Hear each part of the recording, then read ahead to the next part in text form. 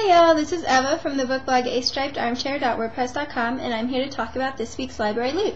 I apologize in advance if the lighting gets weird.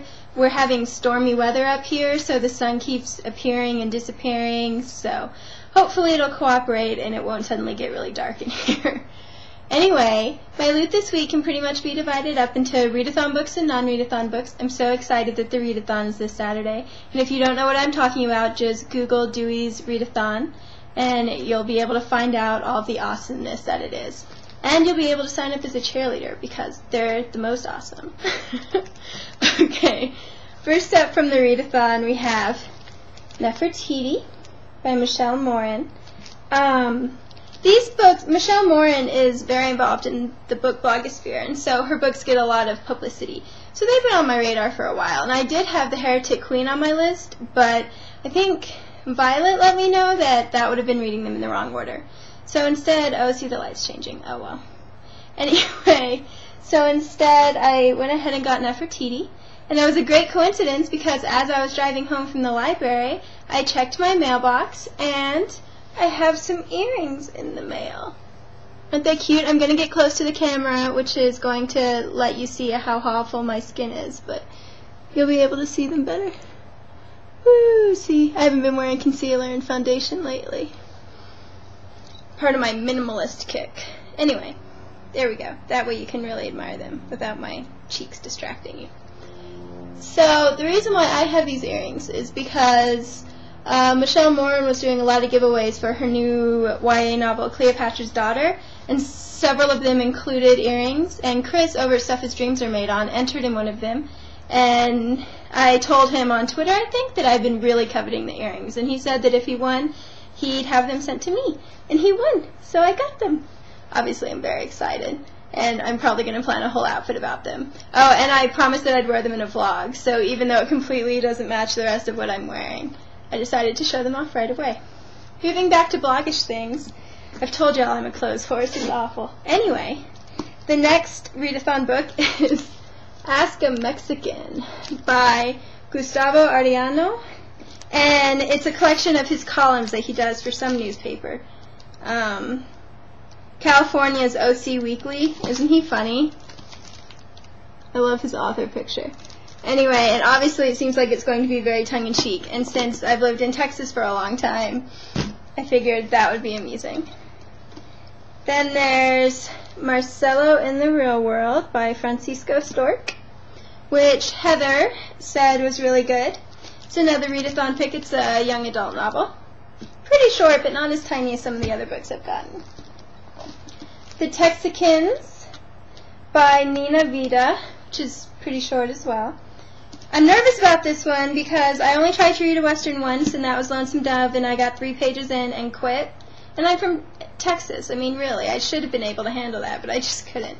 Anyway, Megan of Leafing Through Life said that it was good, so I'm going to give it a try. Then, Towards Another Summer by Janet Fromm.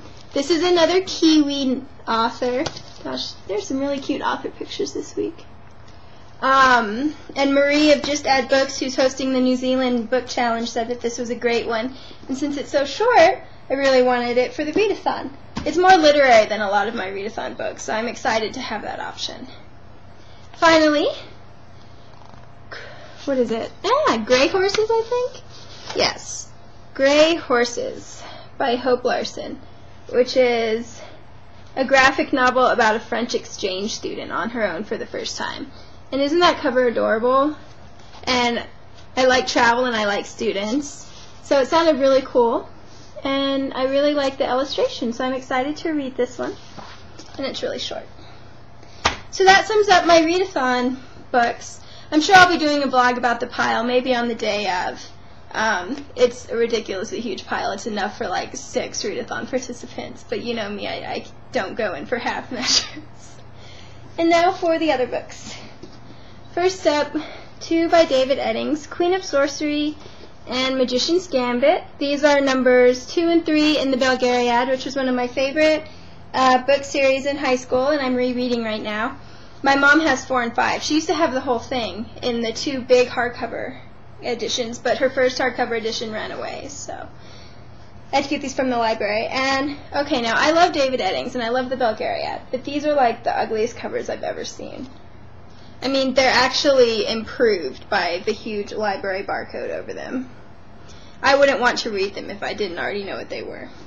I think high fantasy in general has some serious cover art issues. Except for the Lord of the Rings editions. Those are pretty. Ruth by Elizabeth Gaskell. On CD, obviously. This is for the classic circuit. I'm really excited, but I didn't realize that my library only has the book on CD version, so I can't ILL a hard copy. But I think it works out for the best because I just finished my recent book on CD, Angels and Insects, and I had started Parable of the Sower, and I'm so confused already in the first CD. So I think that that's one that I need to read in print. So I'll start Ruth right away, and hopefully I'll be done by like December or January. I can't remember what my date is. Also for the Classic Circuit Challenge, The Law and the Lady by Wilkie Collins, one of my favorite authors. I'm excited about this. It's misleadingly large because my library only has the large print edition, so it's not as big as it looks. And you'll be reading about this pretty soon since Marie and I have switched Classic Circuit's dates. Originally I wasn't going to go until December, but now I'm going, I think, the first week of November. I'm excited about it. I've enjoyed every single Wilkie Collins book that I've read. Then An African in Greenland by Tete Michel Kapomasi. I have no clue how you would pronounce a K and a P together. Kapona, yeah. I read about this somewhere, I don't know where, and it just struck me as so awesome. It's the extraordinary adventures of a black African as he works his way from equatorial Africa to the land of eternal ice. And he's from Togo. And I've never read a book by an author from Togo before. That I had to get it right away because it's so random. And it seems like it's older than I thought. I thought maybe it was a new book, but the packaging is definitely old. No, it's copyright 1981 in Paris, and the English translation came out in 83. So there we go. This is just for fun, but I can't wait to read it.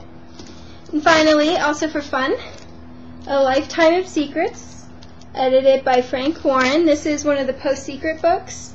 If you don't know what the Post-Secret blog is, lots of people from around their country send in secrets on postcards every week, and Frank Warren posts some of them.